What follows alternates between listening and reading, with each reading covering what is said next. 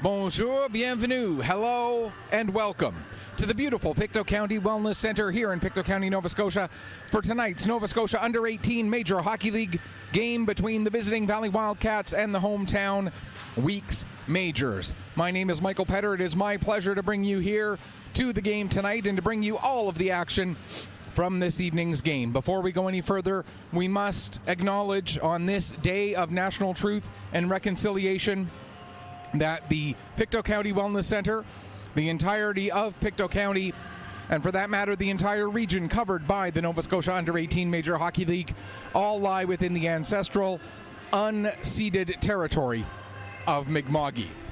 And I would like to say as well, just to add to that, as a member of the Settler Society myself, I am quite proud of the fact that when I'm not here at the rink, my other job is to be a teacher at a First Nations school here in Pictou County, and I'm very proud of the work that I am doing as part of the Settler Society to try and bring pride to the students that I have in that school, bring them pride in their First Nations heritage, pride in their Mi'kmaq culture, and as we continue to move towards truth and reconciliation, it is an ongoing journey, and we all must continue to do our parts to help in that journey.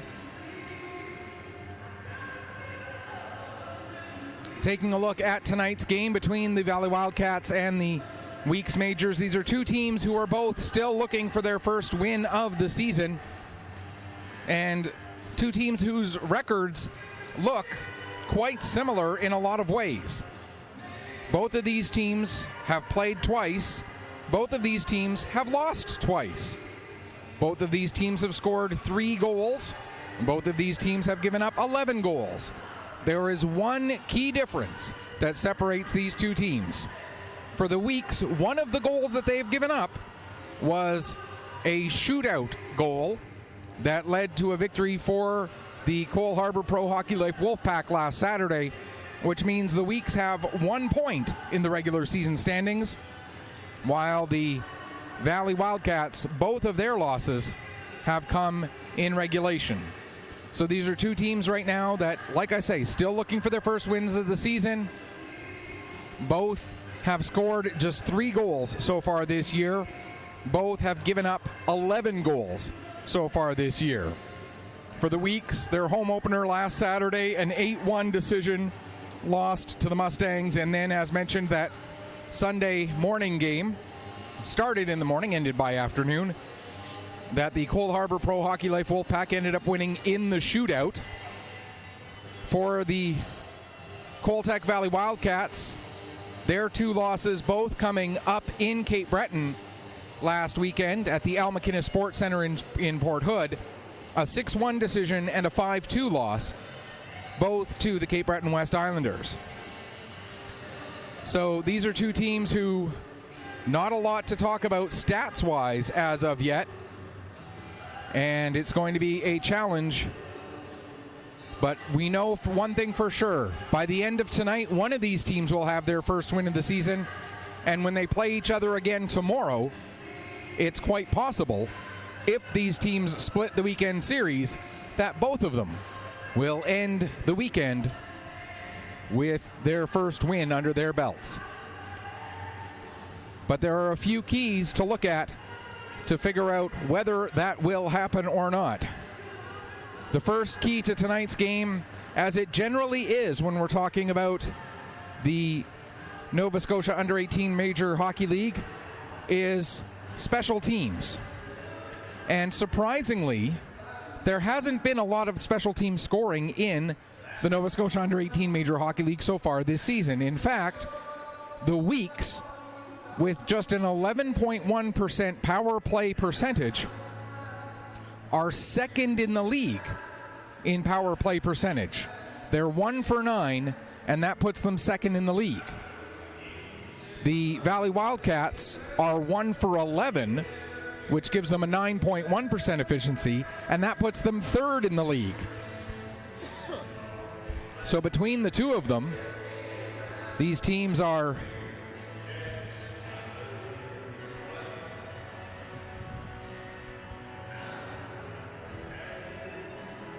between the two of them, these teams are 2 for 20, 10% efficiency, and yet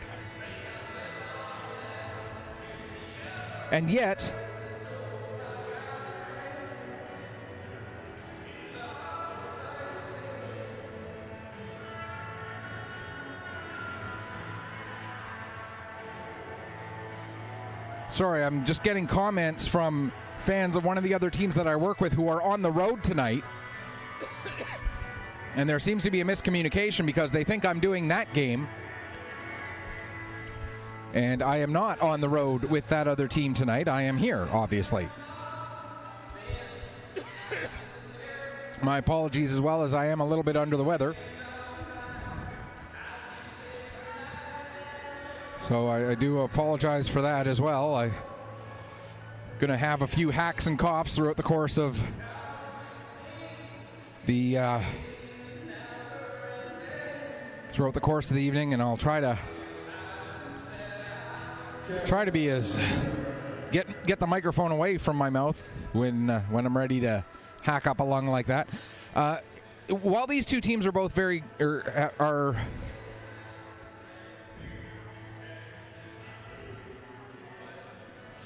While these two teams are two of the top 3 teams in the league in power play, the Valley Wildcats are tops in the league in penalty kill. They have yet to give up a power play goal against. And the Weeks Majors have given up power play goals on 1 out of every 4 chances. And more specifically, when we look at the exact numbers, they've given up 1 out of 4. So they've killed off 3 of their 4 shorthanded situations and given up 1 power play goal against. That puts them at a 75% penalty kill efficiency, which has them last in the 8-team league. Now, it should be pointed out that these are very small sample sizes. Obviously, there's not a lot to go off of there. But the numbers being what they are, it's worth mentioning that the numbers are what they are. Second key to tonight's game is, in my mind, the fact that these teams are playing back-to-back against each other. So tonight is not only about getting the 2 points tonight, but it's about setting yourself up for success in tomorrow night's game, or tomorrow afternoon's game as well. And speaking of that game tomorrow afternoon, we will also have that here on Petter Sports and Streaming. As mentioned, we do home games for all of the teams that we work with, that being the Weeks Majors, the Northern Subway Selects of the Maritime Major Female Hockey League, the U16 Fundy Thunder of the Nova Scotia Under-16 AAA Hockey League, and the Warewell Bombers of the Nova Scotia Under-15 Major Hockey League.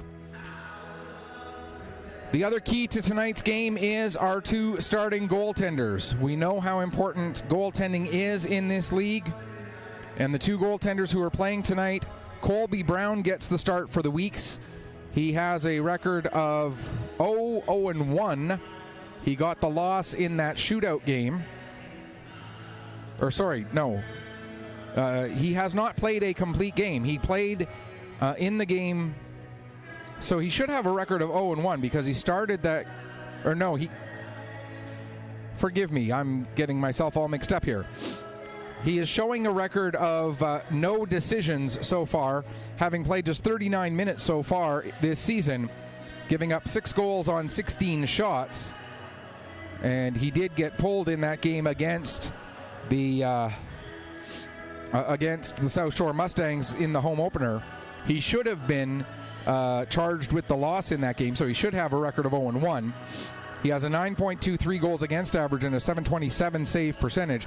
Those are not Colby Brown-like numbers, and we expect those numbers to improve as the season goes on. Those numbers are based on one rather unfortunate, rather tough outing for him.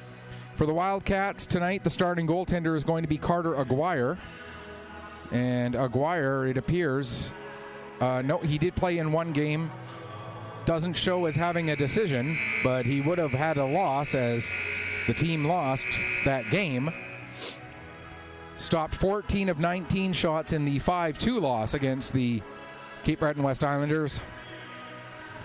And so his record, his goals against average 5.0 and his save percentage 737.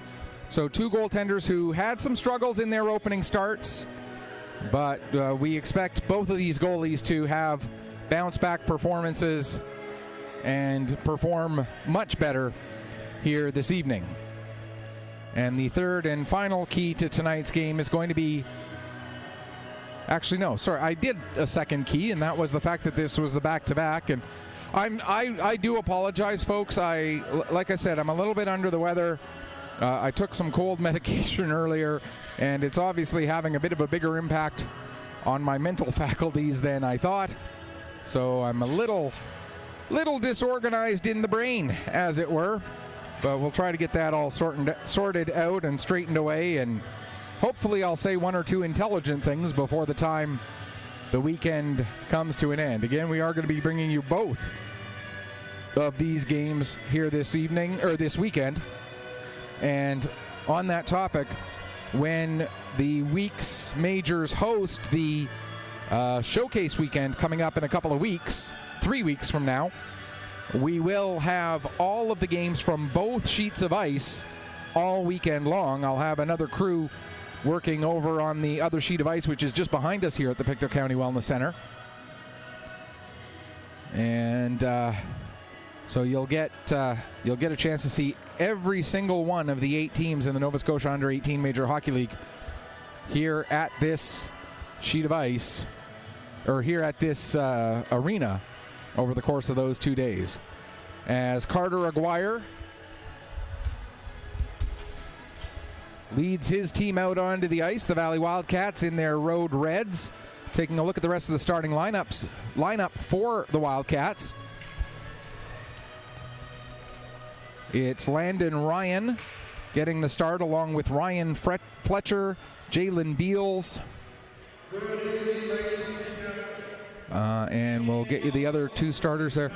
Nate Betts, and I believe it is Max Hanley, who is the 5th of those starters. And here in their home whites, the week's majors with goaltender Colby Brown and the rest of their starters. And I'll run them after the pregame presentations.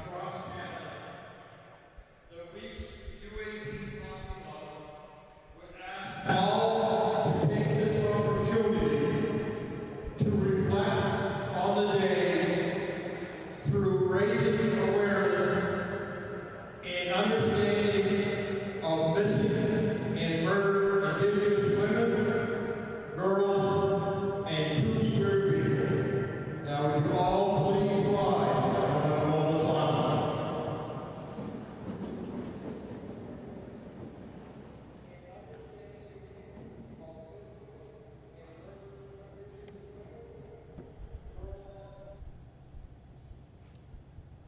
Thank you. Now, if you remain standing, we will have Old Canada play in netball. With the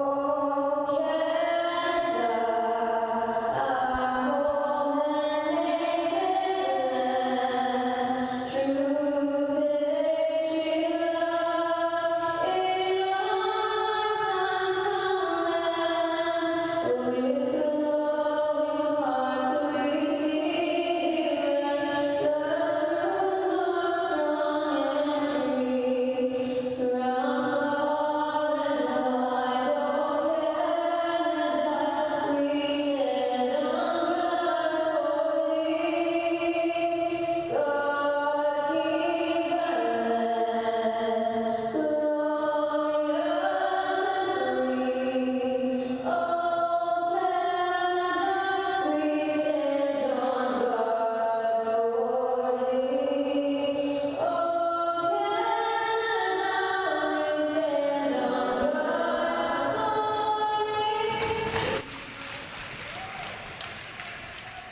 All right, taking a look at the starters in front of Caleb Olton for the Weeks. It'll be Josh Ingram getting the start, and his fellow defenseman over at the far end there, Ben Manis.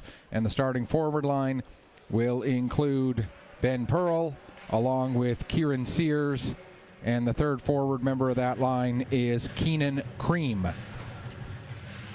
That takes care of all the pre-game pomp and circumstance. All that's left to do now is get this puck dropped and get this game underway.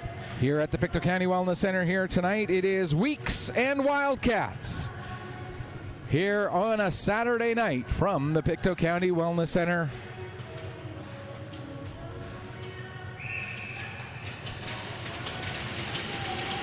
And we are underway.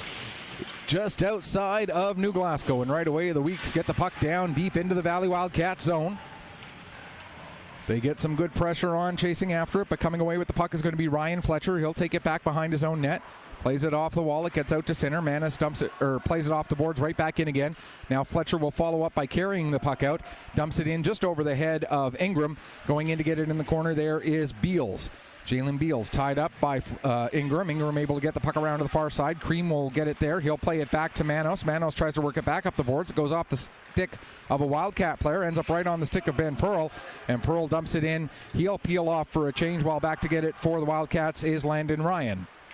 Ryan working his way forward. Long lead pass. Goes off the stick of Harvey.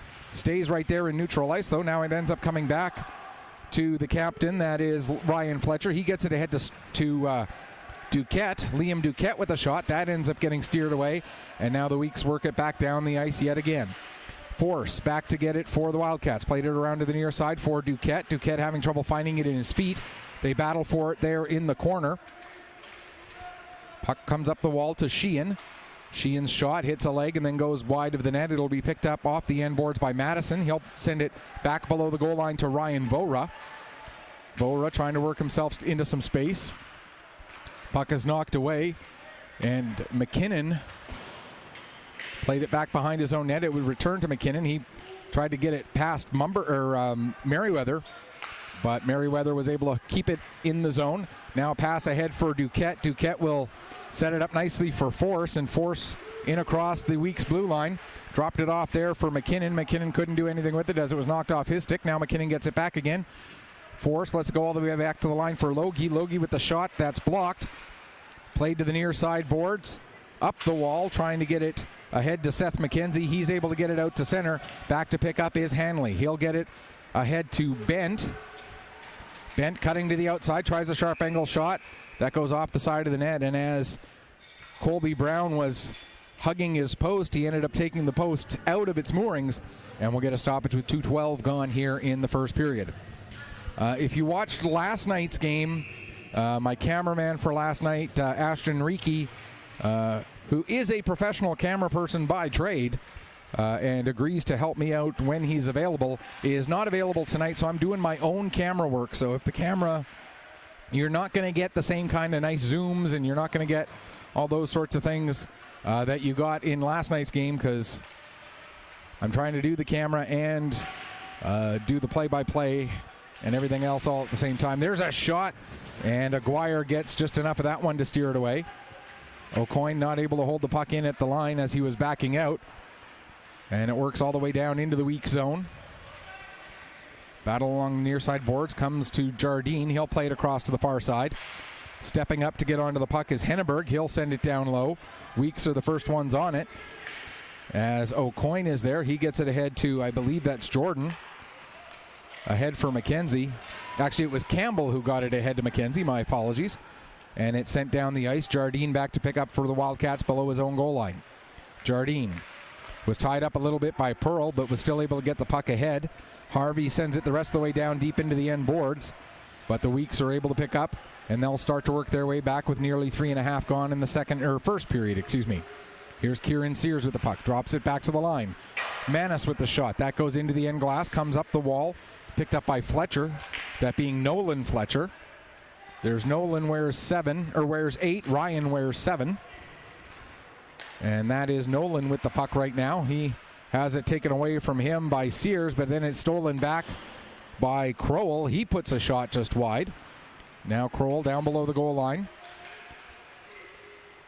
Back to the line for Ryan Fletcher. He can't hold the puck onside, and so the Wildcats have to back out. Dumped back in again. Out of his net to settle it is Brown. He plays it over to the far corner for Ingram, who sends it back around to the near side. And tied up there along the near side wall is Manis. He's finally able to chip the puck ahead. It's picked up by Ryan Fletcher. Tries to get some free space, plays the puck across to the far side. Ryan will get it down low. Nolan Fletcher there. He plays it behind the net. It'll be picked up by Manis. He'll flip it out to center. Ryan Fletcher gets to it there. Bump along the far wall as the puck comes free. Now Nolan Fletcher stepping in, gets a shot, and he looks to go far side with it, but ended up putting it just a little bit wide of the net. Nearly 5 minutes gone in the first period. Here's Ingram with the puck.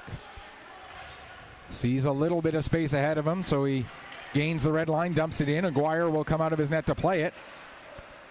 Goes around to the far side. Ryan there. He's met immediately by Merriweather. Now here comes a chance all alone in front. Chance, and what a move and what a goal by Sam Madison, as he had all kinds of time and space by himself. And Madison makes no mistake about it, getting the first goal of the game at 5:08 of the first period. It's 1-0 Weeks. A big goal here to start the scoring for the Weeks in this one.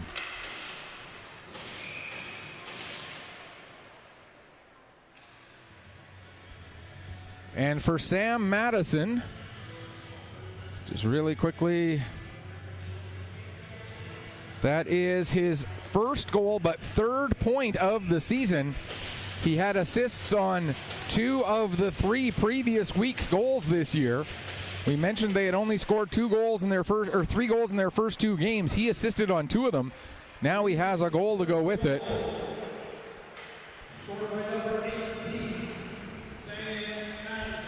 As we get confirmation of Madison's goal. Vora with an assist. Here's a chance for Vora, following up Merriweather. So Vora ends up with the only assist there. I thought perhaps Merriweather got an assist as well, but I could be mistaken. And if you want to double check, you can always rewind and rewatch and see if you can tell who it was who made that pass to Madison, as he was still behind the defense when the Weeks created the turnover right at the blue line.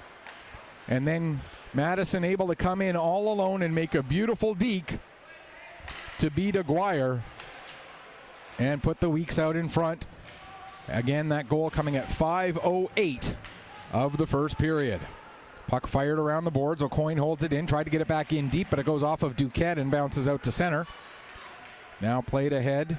Fraser gets it into the zone, but it's picked up by the Wildcats. A clearing pass knocked down by Fraser, as the Weeks now have done that a couple of times, creating turnovers inside the Valley zone. But this time Valley's able to come out. Here's Hanley with the puck. He plays it over for Duquette. There's a shot that goes wide. Comes off the end boards right into the slot. Turning and firing is Force. And the save made this time by Colby Brown. Duquette gets the puck back. Can't find it in his feet. Force able to pick up the loose puck. He gets it to Duquette in the high slot, but he was being guarded there by Fraser and so couldn't get a shot away. Now Fraser looking to spring McKenzie. That pass a little bit out of his reach. That's going to be an icing call with 6:40 gone here in the first period, and the Weeks out to the early 1-0 lead. We mentioned that this is the first of 2 meetings between these 2 teams this weekend. We will have both of those games right here, as mentioned. Face-off inside the Weak zone. Wildcats end up with the puck off of the draw. Turning and firing is Bent. There's a save. A second chance there for Sinclair, but that ends up getting deflected away as well. Sinclair now trying to get out of the corner. He can't, nor can Harvey, who's all tied up along the wall. Bent in there as well. Puck comes free. It's chopped at by Stoddart. He'll get it up the wall. Comes to Ryan Fletcher, the Wildcat defenseman who is also the captain. Tried to bring the puck down the zone but could not do so. It comes out to center. Now Ryan will get it over to Bent. Bent steps in, gets a shot away, goes off the stick of O'Coin, up and over the glass and out of play. And we'll get another stoppage with 12:39 gone here, or 12:39 to go rather, here in the first period. We do try to be a little bit interactive with our broadcasts here on Pictou Sports and Streaming when we can. It might be a little bit more challenging this evening with, there's a shot and a blocker save made by Brown. With the fact that I am working the camera as well as doing the play-by-play and all else. But if you do want to send us a message, you can do so through Facebook. Go to facebook.com, search for Pictou Sports and Streaming. There's a shot, save made. Picking up now is Cream. He takes it behind the net, gets taken off of the puck there. Ryan will pick it up, plays it ahead, held in at the line by Manis. Comes off the end boards. Fletcher, that being Ryan Fletcher, gets to it and sends it out to center ice. First one back to get on it. There is Ingram. He turns and quickly works it across to the far side for Manis, who will gain the red line and dump it in. So you can reach us through Facebook. Again, it's Pictou Sports and Streaming is the page name. Madison just holding that puck on. No, he didn't hold it onside. He's got to get out. While Hanley has the puck. Can't read my own writing. Now it's dumped in by Ryan Fletcher. Puck comes all the way around the boards. Madison will pick it up, and the player with the only goal in this game so far carries the puck all the way down to the corner, plays it back to the line for Merriweather. He'll send it back down. Goes around, gets beyond Vora. Logie picks it up. And now getting it out to center ice is Shields. Picked up there by Madison, played back for Merriweather. Merriweather goes across with it for Sheehan, back to Merriweather again. Merriweather looked to play it ahead. That was knocked down by Nolan Fletcher and sent back down into the weak zone. You can also reach us through the app that used to be known as Twitter, now called X. The username there to send us messages or send us tweets. Do they still call them tweets, even though it's not called Twitter? Anyway, you can reach us at Petter, P-E-T-T-E-R, PC_sports. That's P-E-T-T-E-R, PC_sports. Or you can reach us through the game day thread on mjahlnetwork.proboards.com. That's mjahlnetwork.proboards.com. Go to the section marked Major U18 Discussion, and then within that forum on the page, on the network, there is a particular thread, GDT, which stands for Game Day Thread, Nova Scotia Under 18 Major Hockey League, Wildcats at Weeks, September 30th. And you can share your thoughts on that game day thread as the game goes on as well. And while I won't get a chance to look at it regularly through the play, I will definitely be looking at it in intermissions and responding to what people have to say. There's Jardine with a shot. That goes up into the end glass. Now working it back down low again was Henneberg. Comes all the way around to the near side. Bump delivered there by, that was Stoddart, I believe, who, Stoddart got a bump onto Beals there. Now Stoddart back on the puck. They'll play it ahead. When I was looking at the Wildcats stats, I noticed that they have an AP with the same last name, Stoddart, spelled the same way, and I know they're from different hometowns, but just curious if anybody knows if they're cousins, perhaps. Here comes Force coming in. Force with a shot. Save made by Brown. The rebound came back to Force, but he was in too deep to get a good second shot away. As we near 11 minutes gone in the period. There's a chance out in front, as bringing the puck out front was Jesse Sinclair. But in very good position once again was Colby Brown to make the save and get a face-off with 9:03 to go in the period.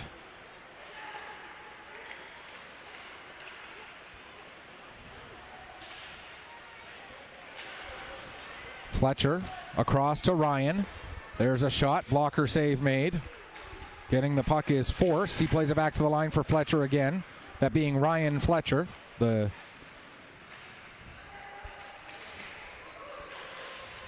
a chance they score! McKinnon, I believe it was able to find Force on the back door.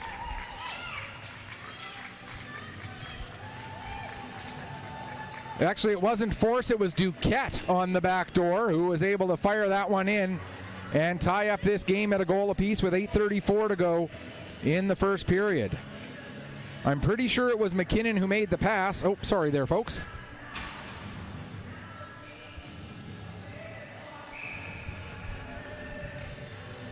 And if it is Duquette's goal, as we think, that would be his first goal, first point of the season.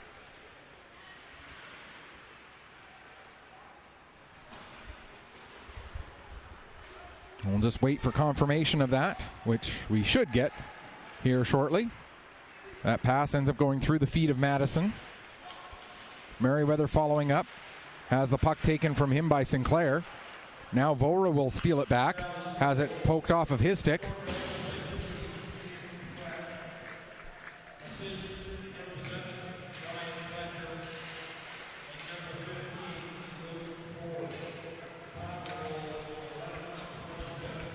So it was Ryan Fletcher and Luke Force who got the assist, so it was not McKinnon. My apologies there as I misspoke and misinterpreted my own visual perceptions. Here's Hanley with the puck now, being watched by Campbell. Plays it ahead. It's knocked down there by Fraser. Fraser will dump it back down into the Valley zone as we near 7:15 left to go in the first period. Long lead pass for Bent. Bent gets tied up at the blue line by O'Coin. O'Coin able to separate him from the puck. Weeks only get it just across the center ice red line, and then it's played right back towards the weak side. There's a lead pass, deflected down into the Valley zone. Backing up with it is Hanley. He plays it across to the near side for Logie. Logie able to get it ahead.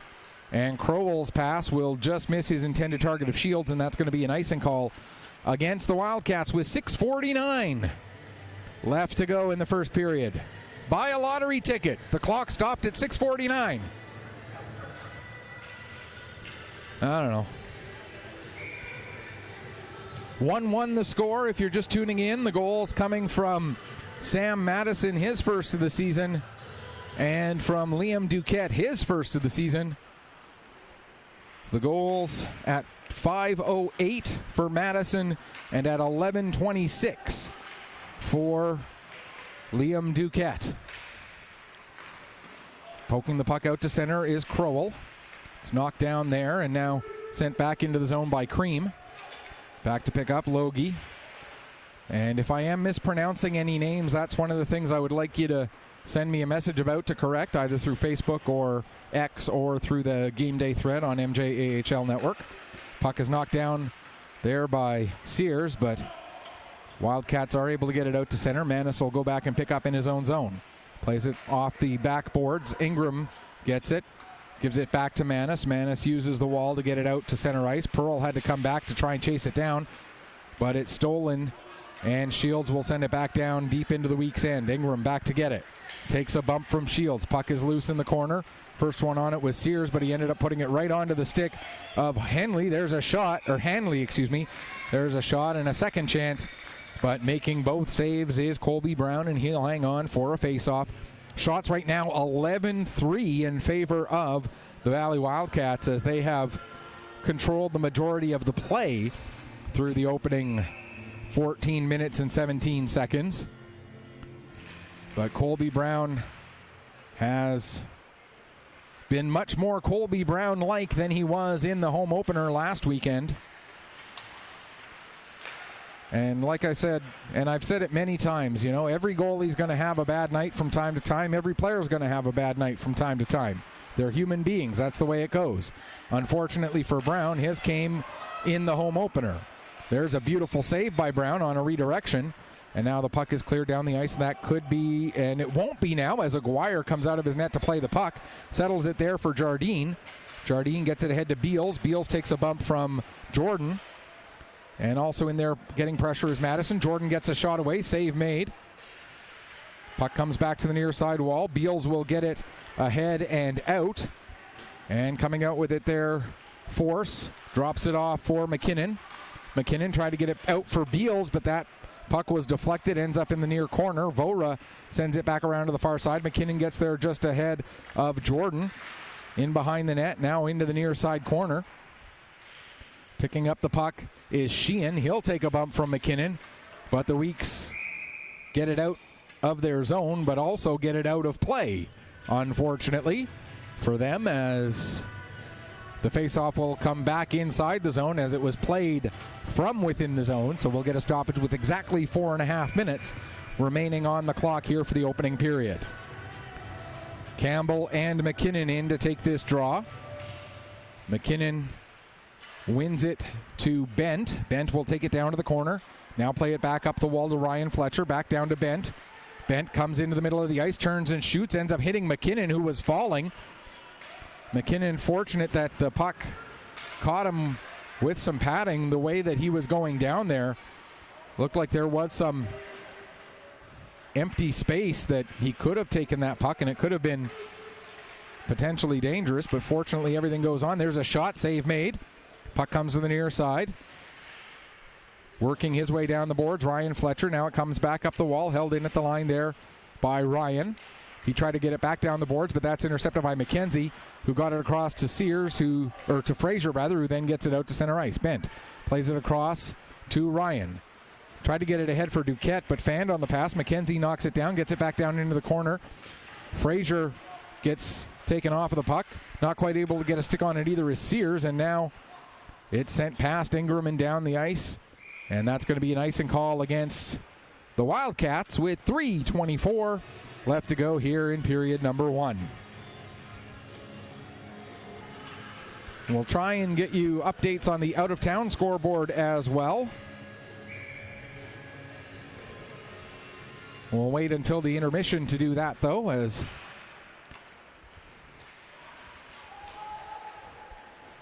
can be a little bit challenging by times. There's another icing call. Here, let's see if I leave the camera right there like that. Let's see if we can. Oops. What did I just? There we go. Get that back up there. Go to today. Taking a look at the out-of-town scoreboard. Let's see if we can find it.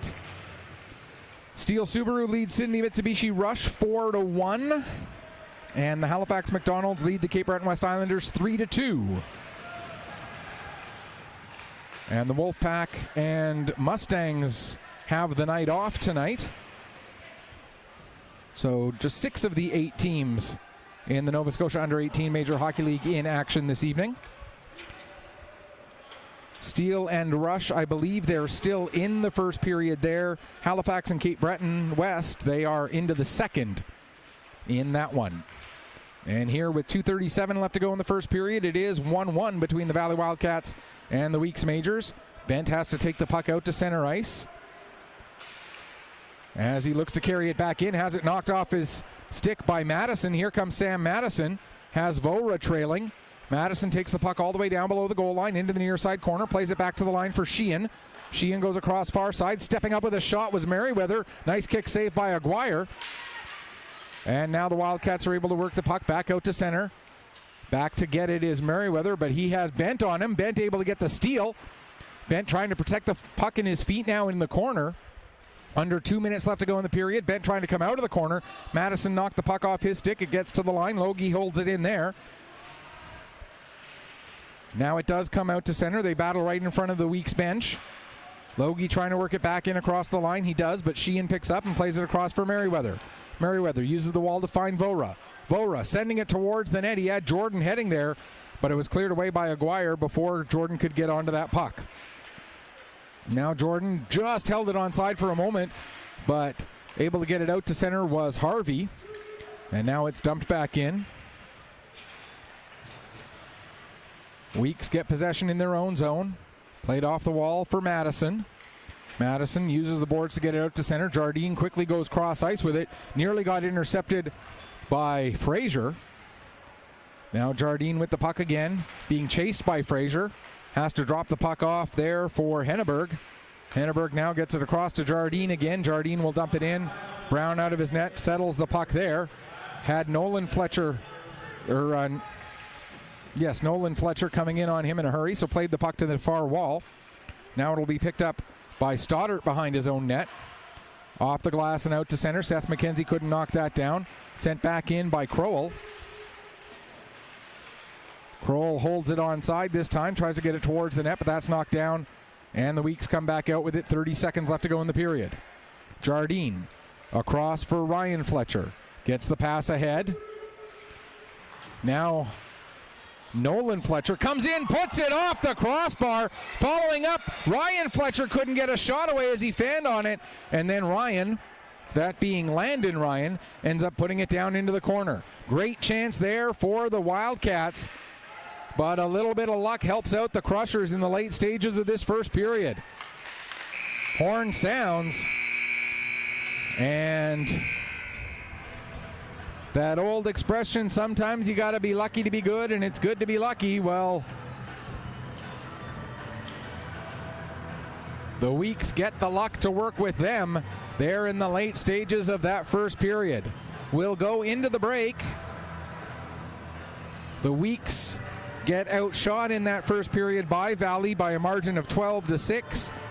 But just the 2 goals, Sam Madison his first, Liam Duquette his first, leave us with a 1-1 scoreline after the opening 20 minutes.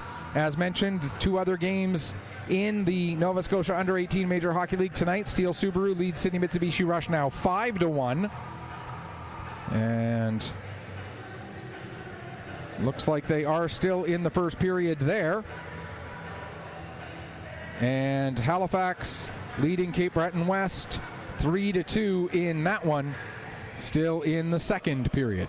So we're going to take a break. We'll come back, get you ready for our second period coming up in a few minutes. You are watching Nova Scotia Under-18 Major Hockey League action here on Petter Sports and streaming through Atlantic Hockey Online, a division of AO Live.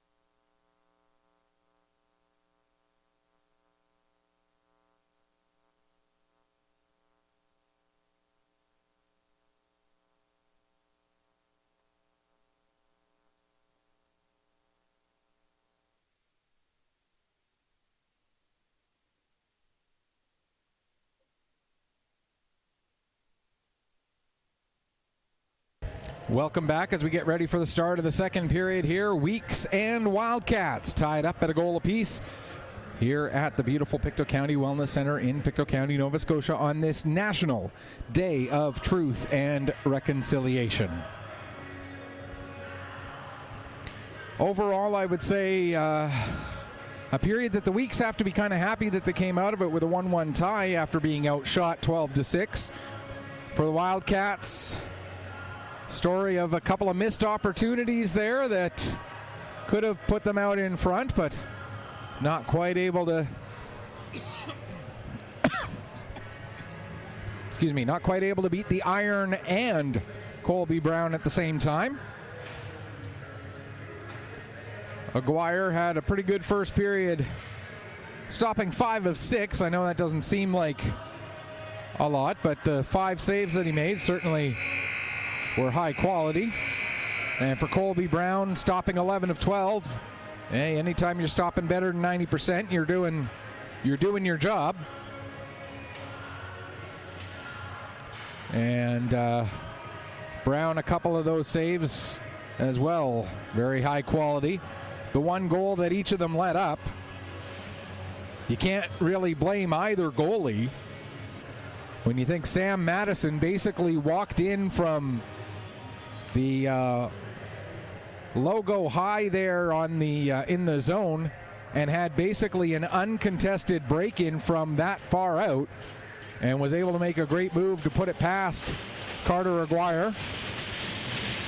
And then the goal that beat Colby Brown, it was a perfect pass across the seam with a one-timer that no goalie was going to be able to get across and make a save on that one. Off of the shot that ended up going in from the stick of Liam Duquette. Second period underway. Ryan, that being Landon Ryan, brings the puck into the weak zone. Sends it behind the net. The first one on it ends up being Fraser. He plays around to the far side for Ingram. Ingram gets it ahead to McKenzie. McKenzie not able to clear the zone as the puck was knocked off his stick. Now it's over the head of Ryan and down the ice. Getting there in a hurry was Sears. He tries to center it for Fraser. That's broken up. Now Fraser gets knocked down behind the net. Able to stay and protect the puck. Gets it to Sears. Sears to McKenzie. Back to Sears, or to Fraser rather. A couple of shots there, and Aguirre makes the saves in close as Fraser was by himself behind the defense. That's a couple times now that defenders have gotten caught with one of the Weeks forwards sneaking behind them. One led to a goal. The other nearly did there. And now here come the Weeks after a turnover is created at their own blue line. Sears with a shot. That's blocked and steered into the near side corner with a nice pad save by Aguirre. Battle in the corner. Sears trying to come out with it. Also in there is Stoddart. No, that's not Stoddart. Yes, it was. Or no, it wasn't. It was 18, Madison. Now a turnover as Jordan able to pick the pocket of the Valley Wildcat player. I didn't catch the number. Here's Merriweather with the puck. He plays it off the glass. It'll come to the line and out. Madison avoiding a hit. Gets the puck up to Vora. Vora returns it to Madison. Madison has it knocked off his stick, but it ends up right on the stick of Chris Jordan. Jordan couldn't get a shot away. The puck ends up on the near side wall. Weeks will win the battle there. Madison getting it to Vora. Vora in for Madison.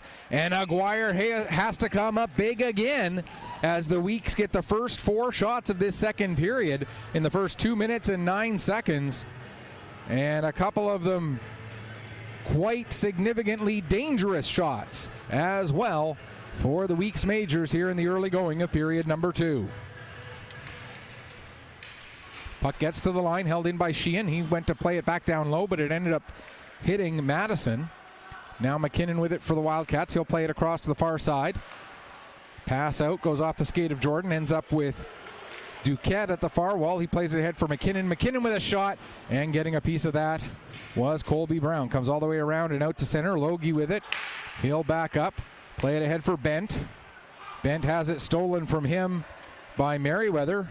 Merriweather can't get the puck deep into the zone, however, as Bent picks it back up. Now his lead pass.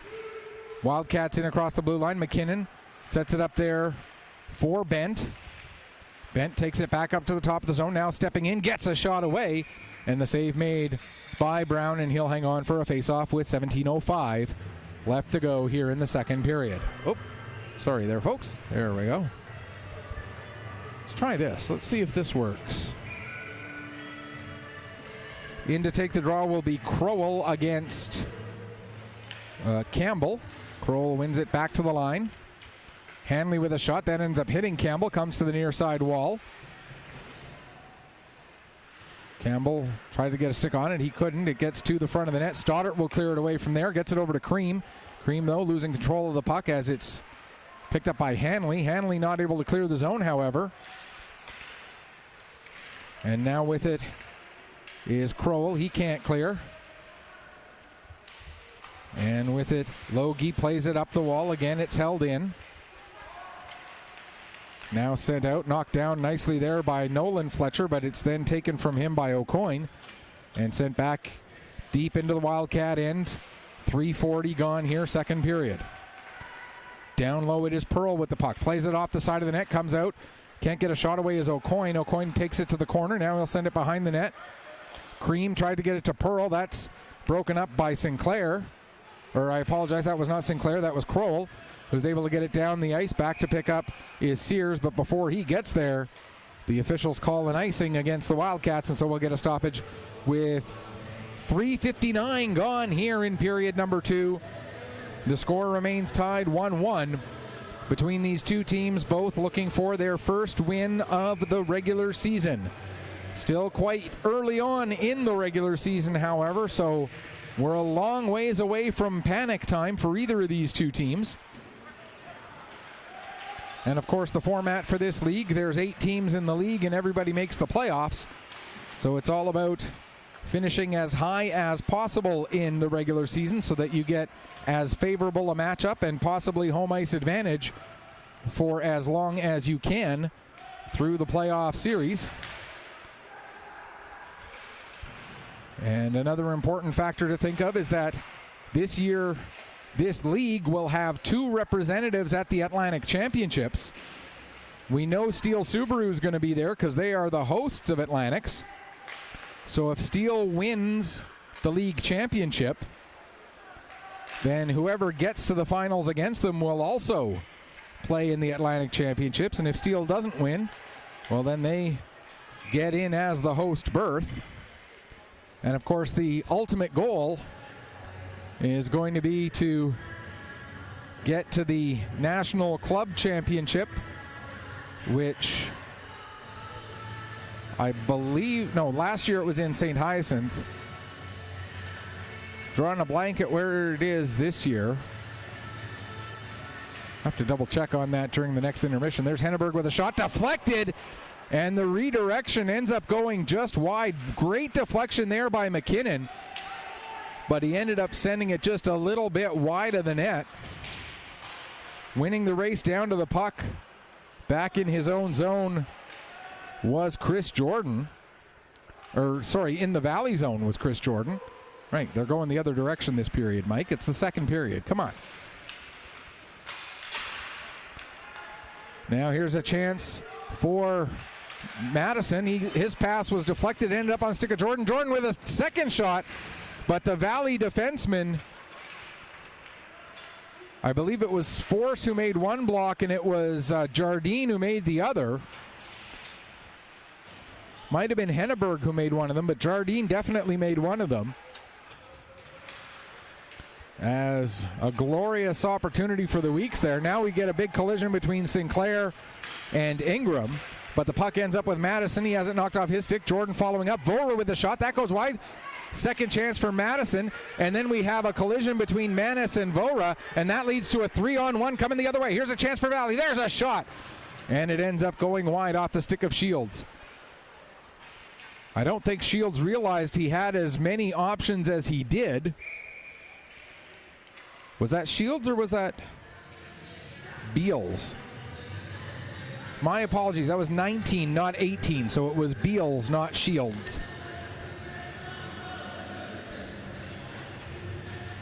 .37 left to go here in the second period. Still a 1-1 tie. And the Weeks will have Vora waved out of the face-off circle. Betts couldn't win the draw back. It ends up going down below the goal line. Manis gets it to the line. Ryan holds it in there. Whoops, sorry, folks. Battle in the corner. 4 or 5 players in there. Now a couple back away. Puck still tied up along the wall, as I think I'm watching the Rugby World Cup again. Great game today for Scotland, as they had a relatively easy time of things in their matchup. Quite an intense game between Chile and Argentina. Ended up in Los Pumas' favor, as many expected. Chile gave them a bit more of a run than people might have thought, though. Argentina did come away with the victory, as many expected. Here's Betts with the puck now. Ends up with Merriweather. He flips it through the neutral zone. Ryan knocked it down, gave it to Harvey, who dumps it down into the weak's end. Harvey then following up, ties Merriweather along the end boards. And then Harvey gets the puck, plays it down to McKinnon. McKinnon up the wall to Hanley. Hanley with a shot. That goes off the stick of Fraser. Bounces down into the far corner. Picked up there by Duquette. He'll play it up the boards. Valley tried to get it back down into the corner, but it's sent out to center ice. And Hanley dumps it right back in again. Back to pick up is Sheehan. He reverses it up to Fraser. Fraser, though, had Bent on him right away. Now looking back door for Duquette. And what a goal again, as the Wildcats are able to put a guy on the back porch. And everybody for the Weeks ends up looking at the front lawn. Nobody's on the back porch to take care of McKinnon. And Will McKinnon gets the goal. And for McKinnon, that's his second goal, second point of the season, coming at 8:05 of the second period. Duquette will get his second point of this game, as he'll get one of the assists on that goal. I believe Bent should get the other one. We'll wait for confirmation of that, but it should be McKinnon from Duquette and Bent. As the puck is cleared down into the weak zone, back to pick up is O'Coin. O'Coin gets it just past Bent.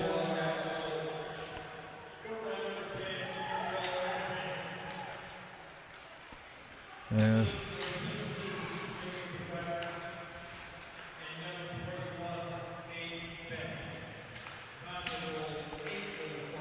So it is indeed, as expected, McKinnon from Duquette and Bent. Second goal, second point of the year for McKinnon. And there's another cross crease pass. And a beautiful redirection, this time off the stick of Duquette, but this time Colby Brown able to make the save.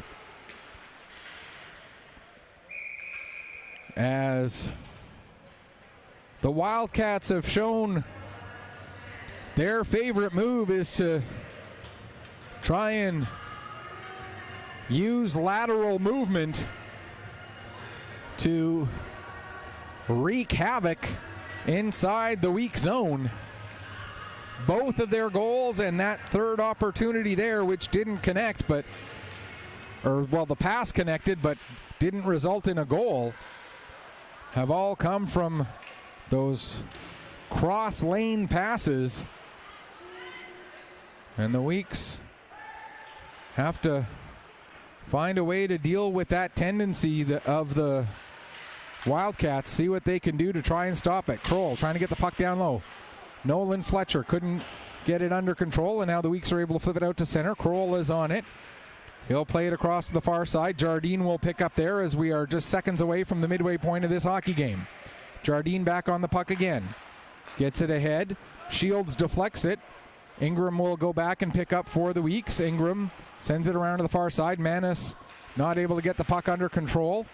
Nolan Fletcher takes a bump from Manis, and the puck comes free to Vora. He gets it to Jordan. Jordan tries a quick little give and go with Vora, but there to break that up was Crowell.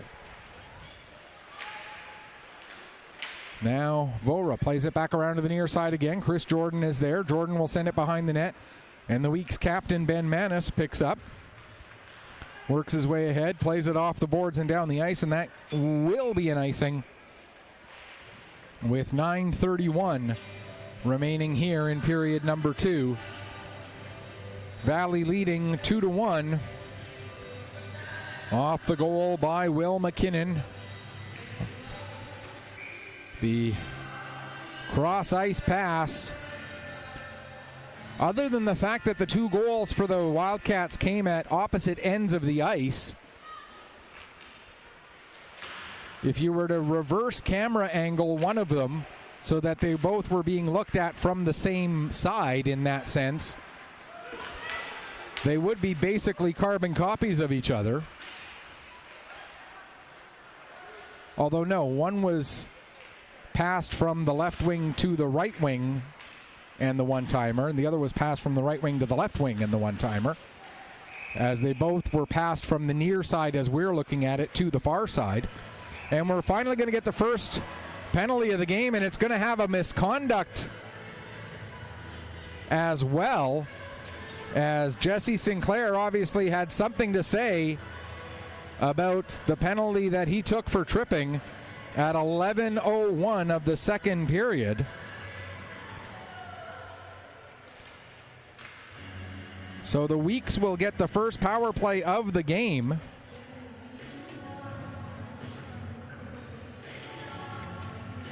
And of course, with it being a misconduct, there being a misconduct with it, a Wildcat player has gone over to serve. We mentioned in the opening that the Weeks second in the league in power play, but they are just 1 for 9, 11.1%. But at this early stage in the season, there have been so few power play goals. That's good enough for second in the entire league. The Wildcat penalty kill, though, has been perfect so far.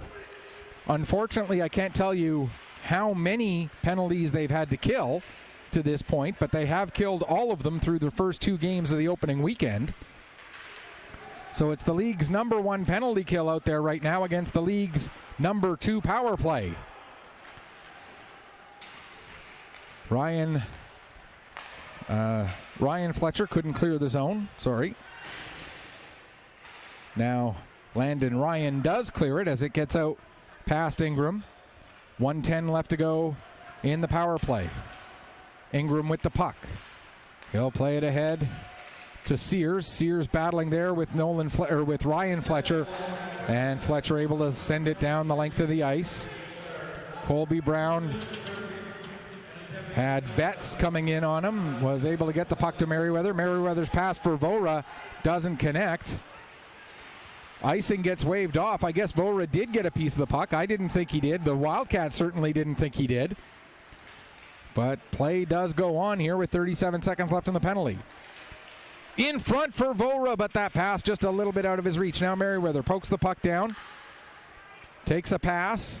There's a shot blocked by Ryan Fletcher. Pass over for Vora. He couldn't pull the trigger on a shot. Merriweather will get it back down to Vora. Vora sends it back to the line for Jordan. Jordan couldn't take the pass cleanly and couldn't keep the puck onside. And so that's going to be an offside call against the Weeks with 7:13 to go in the second period. 14 seconds left to go in this power play for the hometown Weeks Majors. Vora will take this draw against McKinnon. Neither player wins it cleanly. Jordan comes in, gets the puck, plays it back to Manis. Just 10 seconds left in the power play. Manis had it knocked off his stick. The puck ended up rolling to Vora. Vora steps in, fires a shot. That's blocked by Hanley. Penalty is over, so the perfect power play or perfect penalty kill for the Valley Wildcats continues. Here's Vora with the puck again. Fanned on his backhand pass attempt. Puck ends up with Force. Force fanned on a pass to try to get it back to his defenseman Hanley. Now the puck down below the goal line. Comes into the near side corner. Logie will pick up there, and he'll work it ahead to McKinnon. McKinnon tries a cross-ice pass. That's broken up by Fraser. Fraser sends it back the other way. Onto the stick of Cream. Cream has Madison heading towards the net. Cream and Madison both end up below the goal line, and the puck is played into the near side corner. Up the wall, McKinnon gets it out to center. Sheehan sends it across, and Ingram will work it back ahead. Stepping in, here's a pass over for Pearl. Pearl with a shot. Following up, there's a chance for Pearl. And I believe that was Jardine just getting his stick in the way of Ben Pearl and preventing that goal there, as Pearl had empty net to work with, but I think Jardine's stick got in Pearl's way, and that was what made the difference on that play. Big play there by Luke Jardine. Now Jardine takes Fraser into the wall. Fraser able to get his stick on the puck, at least momentarily, but it ends up being intercepted. And Nolan Fletcher gets it out to center, tries to send it ahead for Shields, but that ends up a little bit out of his reach. Now Shields in the corner, takes a bump there. Puck is still tied up. Now the Wildcats win it. There's a shot, save made by Colby Brown, and he'll hang on for a face-off with 5:12 left to go here in the second period. 2-1 in favor of the Valley Wildcats over the Weeks here on this Saturday night at the Pictou County Wellness Center. We'll take a look at the out-of-town scoreboard again in just a couple of minutes. Try and keep you up to date on what's going on elsewhere in the league. And as we mentioned, the ultimate goal for all 137, I believe it is, teams at the U18 major level across the country is to get to the National Club Championship for Hockey Canada U18 major clubs. And for both of these teams, that's going to mean trying to get to the Atlantics, which are being held in Dartmouth, hosted by Steel Subaru. There's a pass out front, but Nolan Fletcher has his stick tied up. There were a couple of weeks there to try and prevent that chance. Now Jardine played it to the middle of the ice. Fraser had it for a second, but Shields takes it away from him. Shields' shot steered aside by Brown. Weeks still can't clear as Sears ended up putting that right off of the midsection of a Wildcat player. Now brought out from behind the net by Kroll. Back to the line, Jardine. He'll play it to the near side, Henneberg. Back for Jardine. Jardine with a shot. That goes off the crossbar. Bouncing puck. And the first one able to get a stick on it was Sears, but he couldn't clear the zone. There's a chance for Kroll, and another nice save made by Brown. Now a clearing attempt knocked down by Henneberg. Next player to touch it is Merriweather, so play is able to go on. Merriweather gets it across. Back for Merriweather. What a save! And a second chance opportunity is denied by Matthew Shields on the back check. Beautiful save on the first attempt by Aguirre, and Shields with a goal-saving play on the second attempt as he got his stick in the way of Merriweather there. 3:34 left to go here, second period. Valley leading it by 1. Both of these teams really stepping up their defensive efforts in this game this evening. Puck bounced towards the front of the net. Jacob Campbell able to clear it away, but he ends up passing it right onto the stick of McKinnon, and McKinnon finds a man on the back door, and wouldn't you know it, Valley Wildcats use that cross-crease pass to perfection yet again, and it's Liam Duquette with his second of the game, and it's now 3-1.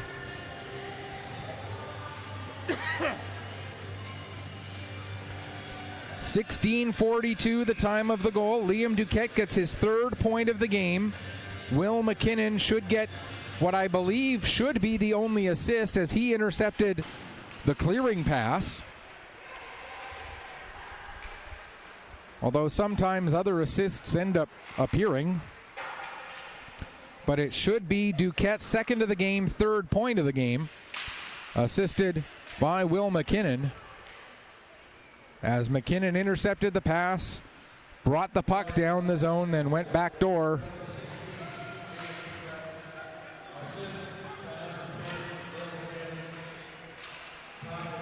And it is indeed just Duquette from McKinnon at 16:42 of the second period to make it a 3-1 scoreline. Second goal, third point of the game. Second goal, third point of the season for Liam Duquette. As there's a chance for Bent, and he redirects it. I don't know if Brown got a piece of that puck or if it ended up going wide on its own. And now we're going to get a head contact penalty against the Weeks. Just a 2-minute head contact penalty. Or is it going against the Wildcats? Yes, it's going against the Wildcats against Bent. I thought it was going against Ben Manis, but it ends up going against Aiden Bent. So the Weeks will get their second power play of the game. This one on a head contact minor penalty, coming with 2:21 left to go in the second period. The Wildcats bring the puck out as Logie works his way ahead, has it knocked off his stick by his counterpart wearing number 5, Ben Manis. Here's Campbell bringing the puck in across the blue line now as the Weeks try to get set up with the man advantage. The power play will end with about 21 seconds left to go in this second period. Vora gets it across for Jordan. Jordan couldn't pull the trigger though, as the puck was rolling just a little bit. Now it comes to Manis. He gives to Vora. Vora with a shot. That's steered aside by Aguirre. Now in the corner, Vora coming in to try and clear it away from Logie. Vora gets it up the wall. Campbell will pick it up there. He's being watched by Betts. Puck gets to the line. Manis works it back down to Campbell. Campbell trying to get himself free. Now he gets a little bit of space. Plays it across for Stoddart. And diving on the puck, or that was for Jordan rather. And diving on the puck and making the save is Aguirre. 52 seconds left to go in the penalty. 1:13 remaining here in period number 2. Wildcats goals have matched their total for the season to this point. Quick look at the out-of-town scoreboard. We'll give it to you as soon as this period comes to an end. Here's Merriweather with the puck. 39 seconds left in the penalty. Thanks, Bill. I was just about to say that. Here's Merriweather with the puck now. He gives it to Sears. Kieran Sears trying to find a passing lane. Can't find one. Gets a shot away. May have been partially deflected there by Henneberg. And it's cleared down the ice. Merriweather, 16 seconds left in the man advantage. 35 seconds left in the period. Gets the pass ahead for Ingram. Ingram in across the blue line. Gives to McKenzie. McKenzie back to Ingram. Penalty comes to an end. We're back to 5-on-5, down to the last 20 seconds of this second period. Force will get the puck ahead, and here comes Bent just after he came out of the penalty box. Bent stepping in. Bent still with the puck, tried to go across ice with it, but Merriweather able to get his body in the way of that and deflect the puck into the end boards. Now comes to the top of the zone, held in at the line, but Weeks won't have time to get a shot away as they look to clear it down. And that will do it for period number 2. Shots on goal in the second favor the Weeks 10-8. 2-period total still in the favor of the Valley Wildcats. And we will go into the third with the Weeks trailing by a score of 3-1 after 2 second period goals by Will McKinnon and Liam Duquette. We're going to take a break, or we'll give you that out-of-town scoreboard now, where in Sydney, the Steel Subaru lead the Sydney Mitsubishi Rush by a score of 9-1 now. It just changed as I was about to start saying that. And in Port Hood, as both of those games being played over on the island,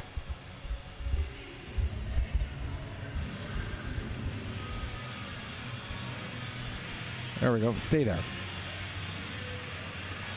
And the game in Port Hood is into the third period now, and Halifax McDonald's lead Cape Breton West Islanders 5-3.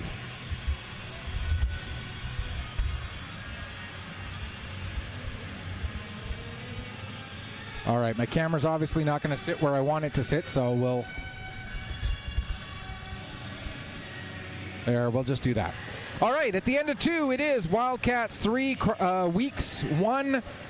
We'll take a break. We'll get ready for the third period in just a few minutes. You are watching Nova Scotia Under-18 Major Hockey League action here on Petter Sports and streaming through Atlantic Hockey Online, a division of AO Live.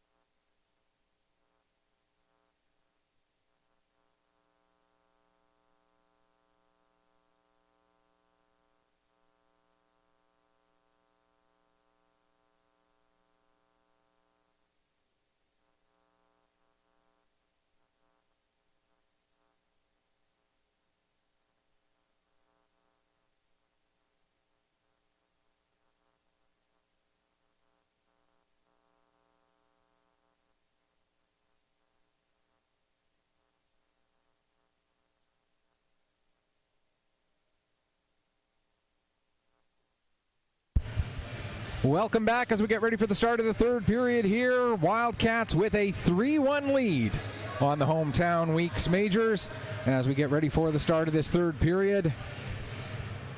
Wildcats, as we mentioned, looking for their first win of the season after a pair of losses up at Cape Breton West, up in Port Hood last weekend for the Weeks. Still looking for their first win of the season as well after a pair of losses last weekend at home against South Shore and a shootout loss in Coral Harbor on Sunday. So by the end of the night tonight, by perhaps another 20 minutes, might take a little bit longer than that, we'll find out. One of these teams will have their first victory of the season, and right now it's Betts with the puck. He's able to get it ahead. Harvey will work it deep into the weak zone. Out of his net to play it is Brown, who gets it around to the far wall. Set up for Merriweather. Merriweather fans on a pass attempt.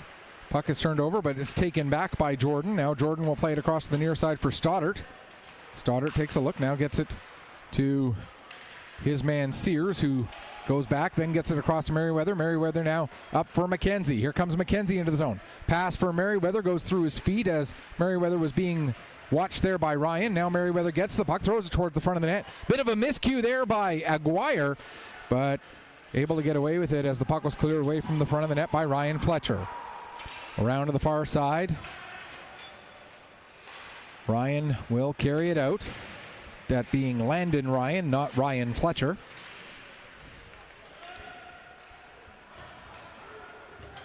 I think I'm going to have a little chat with the Wildcat coaching staff. Putting a two players together as a defensive combo, as a regular defensive combo, one with a surname that matches the first name of the other player, and I have to use that first name of the other player because he shares a surname with one of the other players on the team. Those are the little things that, as a play-by-play guy, they just sort of get you going a little bit. Still not as crazy as the game I did yesterday with, there's a shot that gets blocked by Vora. I was doing a game in the Nova Scotia Under 16 AAA League last night, and the Cabot Highlanders have two players, both named Aiden McDonald. So, you know, that gets a little challenging, to say the least. I think when the Highlanders and the Thunder face off again, I'll try and see if I can get nicknames on one or both of them so that I can have some way to differentiate them. Here's Manis with the puck now. Forgive my stream of consciousness, folks. Every now and then it just sort of goes where it wants to go and sometimes takes me with it. Battle in the corner.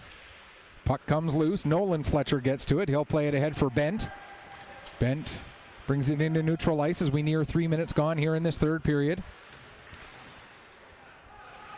Obviously, with it being a 2-goal margin right now, if the Wildcats are able to get the next goal and make it a 3-goal margin, that would be a big hill for this Weeks team to climb. But if the Weeks can pull back to within one relatively early here in this period, they'll have all kinds of time left to work with. But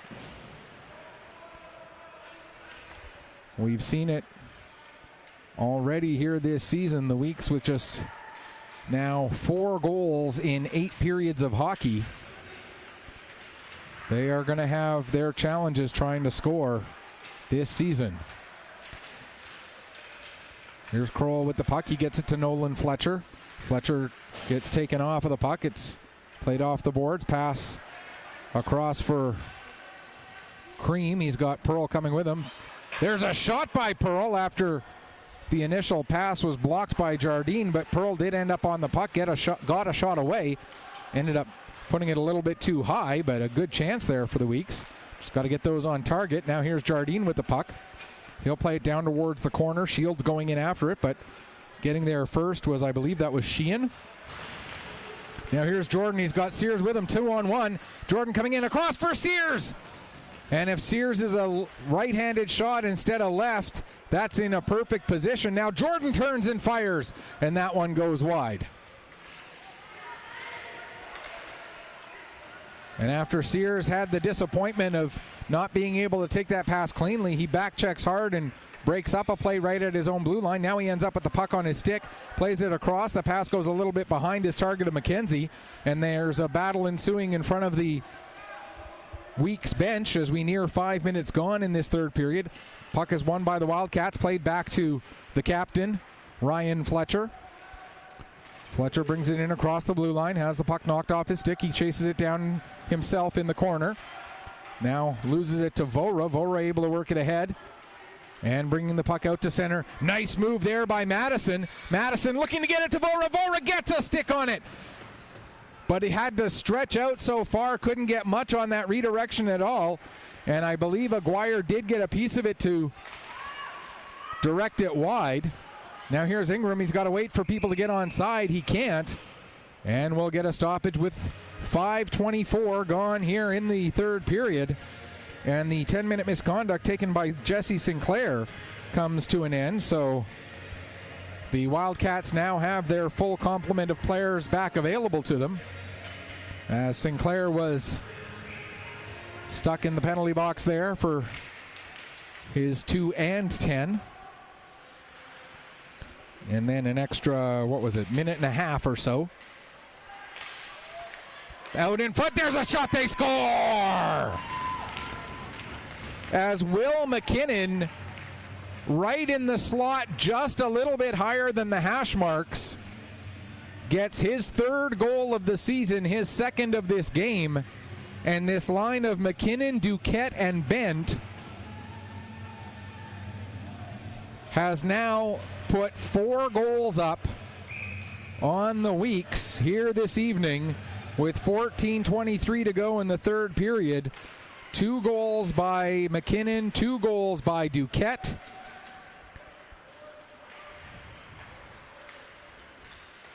And we mentioned that it was going to be a challenge for the Weeks if they went down by 3. Well, they have.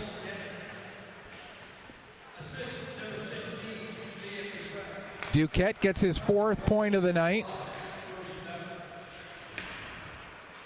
And Duquette ends up with the only assist on that goal. So Duquette with 4 points on the night, McKinnon with 3.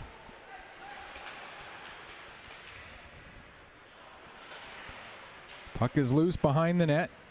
Now they tie up for it. It'll be Pearl trying to win the battle along the far wall.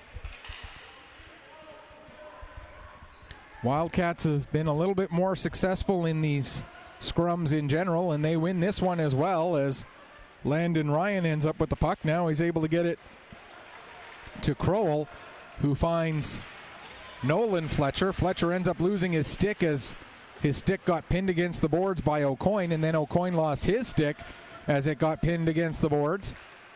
Both are able to recover their lumber. Now Logie with the puck. He'll play it down the wall. Pass returns to Logie. He sends it across far side. Stepping in, getting a shot away there was Hanley, But Hanley's shot is blocked, and now coming the other way, here's Sears trying to get a step on Logie. Sears and Logie both go into the end board. Sears wins that exchange, but the puck is stolen by Hanley, and the Wildcats will clear the zone. Puck gets beyond Sheehan and down the ice, and that's going to be an icing call with 12:30 remaining here in the third period. And Hanley looks like he's in a little bit of discomfort there. Nothing too serious, but not enough so that he'll be granted a change on the icing.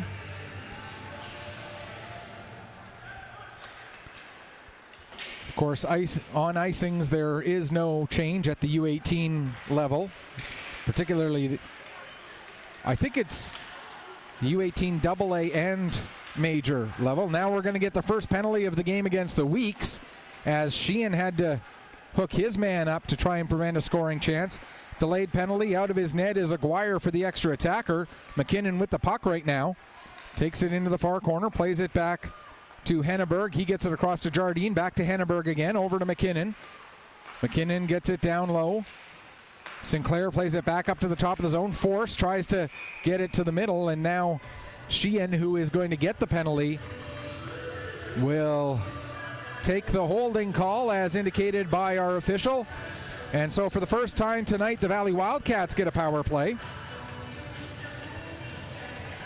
And the Wildcats third in the league on power play efficiency at 9.1%. That means they are 1 for 11 so far on the year. This penalty coming with 11:48 to go in the third period.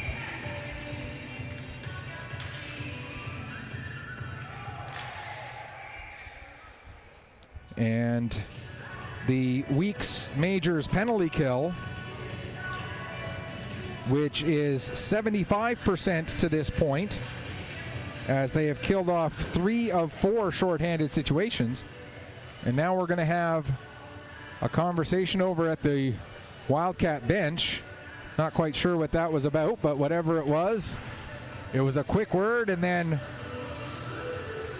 I think that was just to let them know that 2 seconds came off the clock. They're going to hold the clock for 2 seconds. Did he get 2 and 10? Is that? He must have gotten 2 and 10, as Sears has gone over to serve, or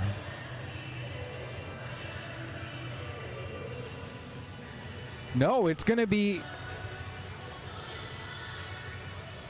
5-on-3 here.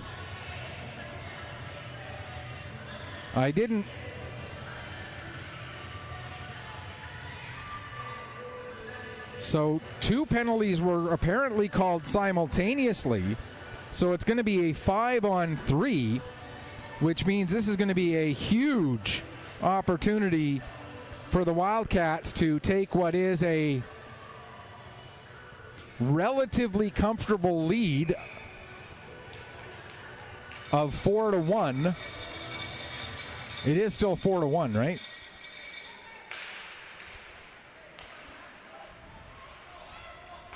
And try to extend this lead. Yes, it is still 4-1. They have 4-2 up on the board right now, but it is 4-1. There's a shot, a save made by Brown.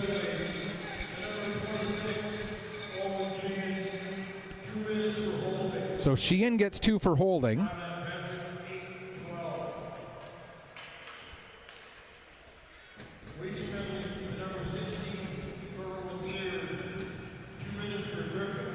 And Sears gets 2 for tripping.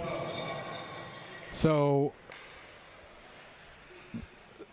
Sheehan for holding, Sears for tripping simultaneously at 6:14.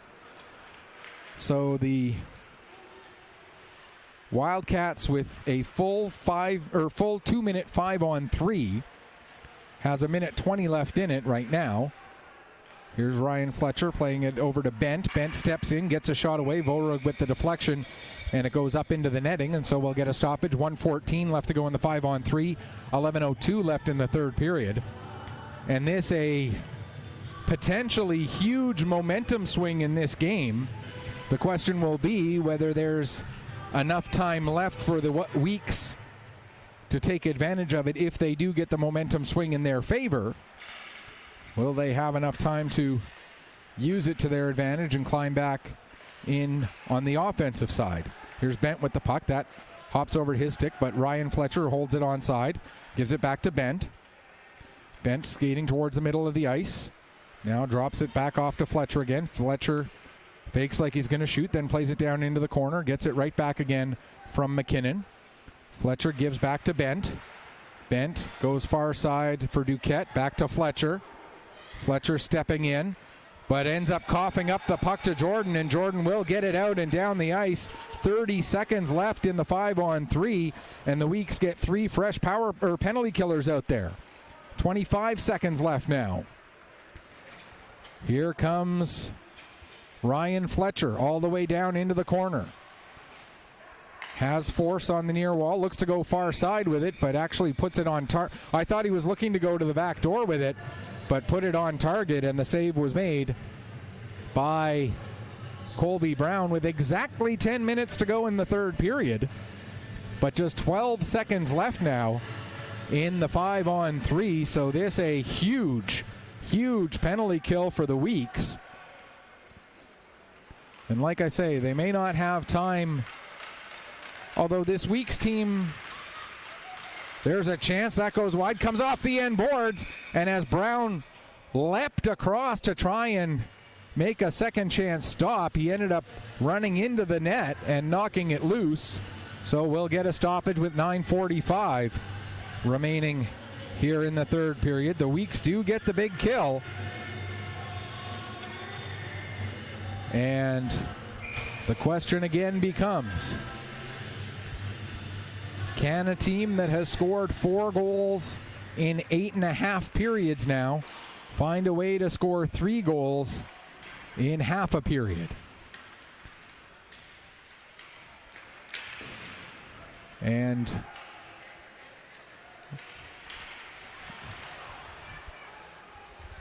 Stoddart has the puck.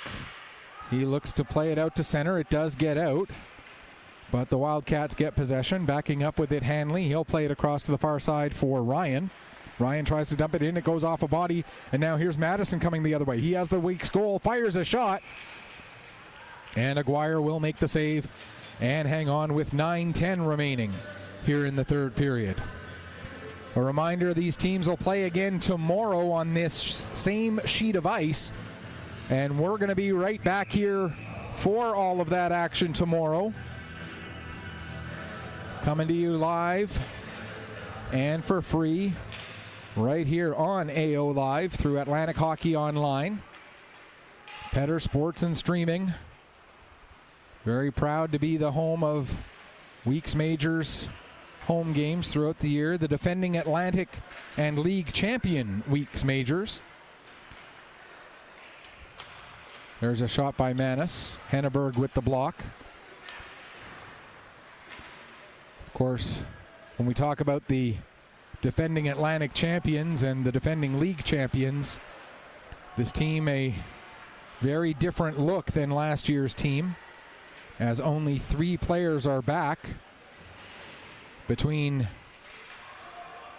the 16-year-olds from last year who have moved up to either junior A or major junior, and the 18-year-olds who aged out.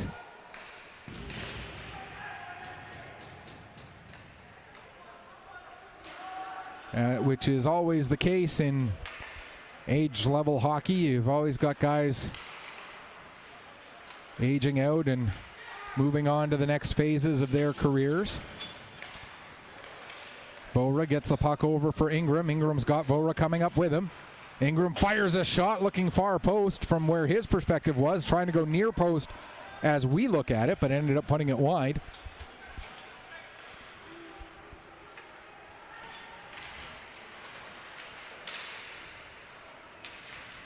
Puck comes back to the line. Merriweather comes to the middle of the ice, fires a shot. That was deflected, ended up going into the end boards. Now Duquette, he'll play it up the wall. O'Coin will knock that down. O'Coin with a shot, looking to get a deflection there was Frazier, but couldn't quite get his stick on it as Aguirre made the glove save and hung on. 7:15 remaining here in the third period. 4-1 the score for the Valley Wildcats.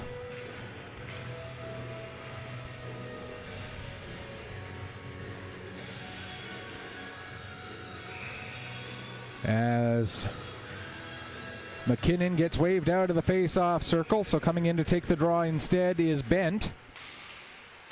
Off of the draw, nearly getting a shot away there was McKenzie, but couldn't quite get contact. Now here's Bent coming the other way. Bent heading towards the net, save made, puck is loose, and they score! And I think it's going to be Duquette getting his hat trick at exactly 13 minutes of the third period, and it is indeed Liam Duquette with his third of the game, and that line with all 5 Valley goals And it's been Duquette, then McKinnon, then Duquette, then McKinnon, then Duquette. As this line, we know that if the Weeks have nightmares tonight, we know what the starring roles will be in those nightmares. And it will be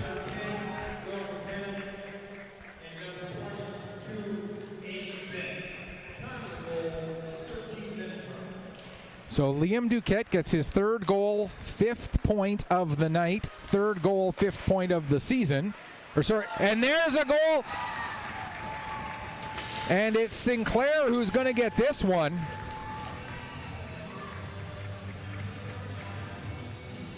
And it's now 6-1. And what was a 3-1 game coming into the third period and was a relatively even game, here in the third has been broken wide open by the Valley Wildcats with 3 goals.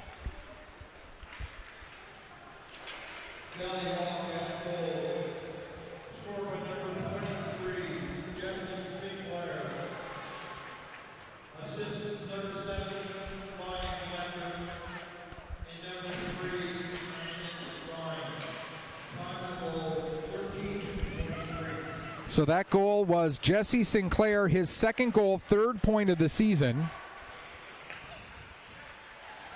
Assisted by Ryan Fletcher and Landon Ryan at 13:23. So 2 goals, 23 seconds apart. Take a 4-1 game and make it a 6-1 game. Shots in this period are now 11-2. And in this third period, we've just seen the Wildcats able to take it into another gear, and the Weeks have not been able to respond. As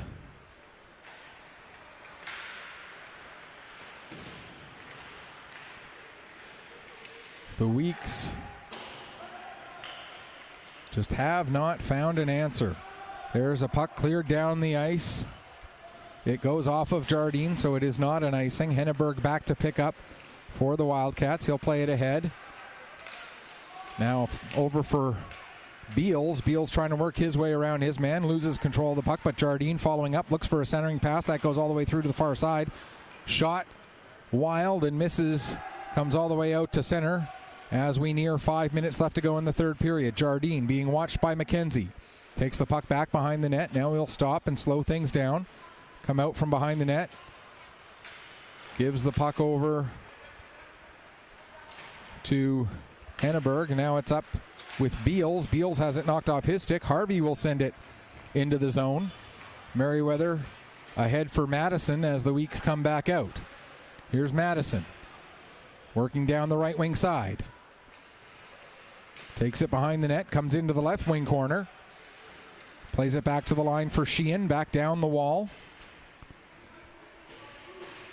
3 Wildcat players there, all around Madison.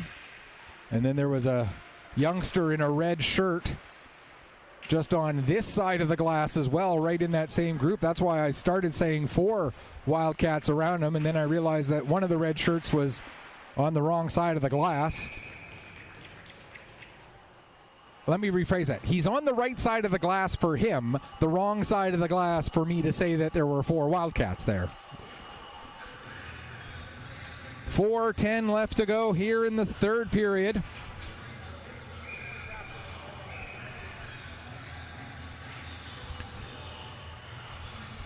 As Aguirre, a little equipment fix up, and now he's ready to go. Fired around the boards, bent, lets it go through. Not hard enough for an icing as Sheehan goes back and gets it. Sheehan plays it ahead. Poked forward by Cream. He gets it up to Campbell. Campbell cutting to the outside, working against Hanley. Gets it back to the line now for Sheehan. Sheehan comes near side with it for Pearl. Pearl can't get his shot through as Duquette was there to block it. Duquette with 5 points tonight, and he's still out there blocking shots in a 5-goal game with 3.5 minutes left.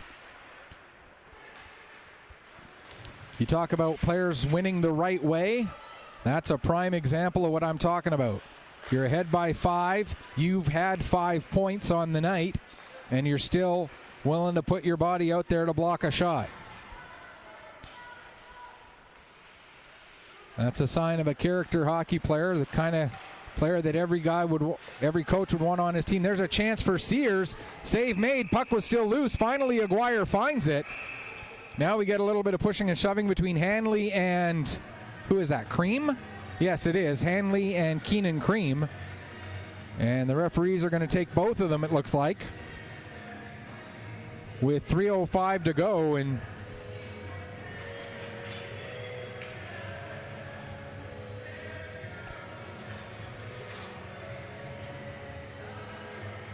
looks like he's going to send both of them to the showers.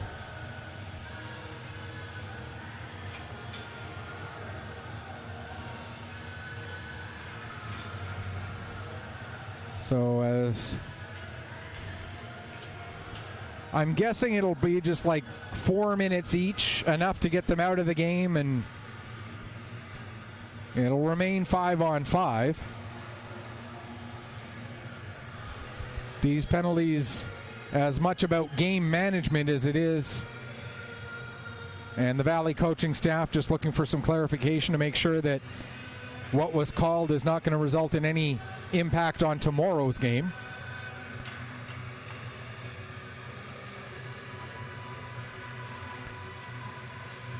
Now Kyle McLennan with a question for the referee as well. So while they talk things over,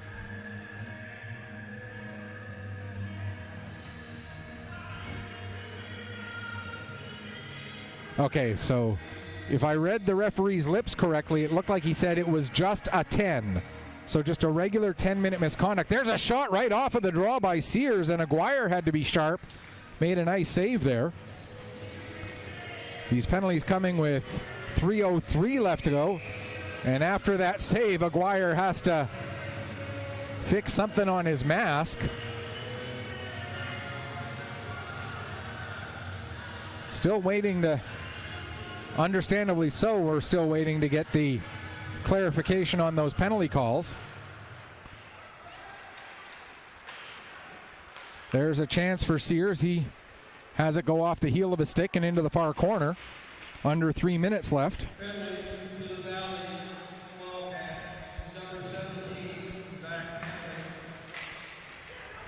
So Hanley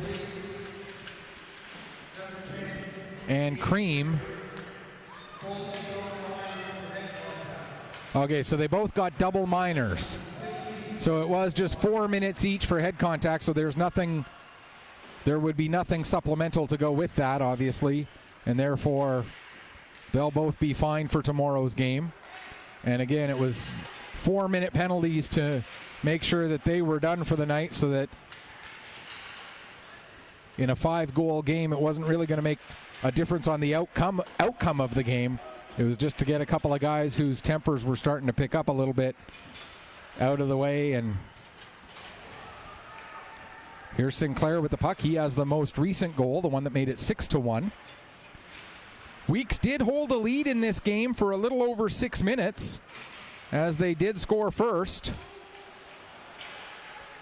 But the Wildcats responded, and responded in a big way with 6 consecutive goals. Here come the Weeks. Here's McKenzie with the puck. It's got Merriweather coming up with him, as well as O'Coin. O'Coin ends up taking the shot. That's steered away by Aguirre. Now it goes in behind the net. Henneberg there. He'll play it ahead. And out comes Nolan Fletcher. He has that knocked off his stick by Merriweather. Merriweather then delivers a check right at the blue line. 70 seconds left to go here in this one. Frazier sends the puck deep. Jardine back to get it. Plays it ahead for Nolan Fletcher. Fletcher sends it back to Henneberg. Henneberg gets it as far as the line, held in by Manis. And Ben Manis with the shot. The save made by Aguirre with 50.9 seconds left to go here in the third period. And that'll give us a chance to once again remind you tomorrow's game will be right here on the same website. Go to AO.live and then click the link. And that game tomorrow is I'm just double checking the start time. It is a 1 o'clock puck drop, so the warm-ups will start at 12:30 and the stream will open when the warm-ups start. And my pregame show, in a sense, will be at about 12:45 when warm-ups come to an end. And Manis is going to get a penalty here with 27.4 seconds left. 2 minutes for holding, it looks like. So the Wildcats will finish the game on the power play. And class move by the Wildcats, not putting the big line of Duquette, McKinnon, and Bent out there on this power play.